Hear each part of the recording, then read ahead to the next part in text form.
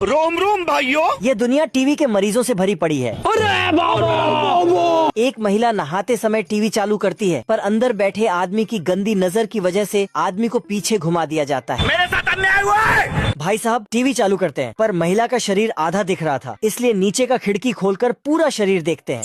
वाह क्या मुस्कुराहट है। इस फैमिली का बजट काफी कम था, इसीलिए आधा ब्लैक एंड व्हाइट और आधा रंगीन टीवी दिया गया था।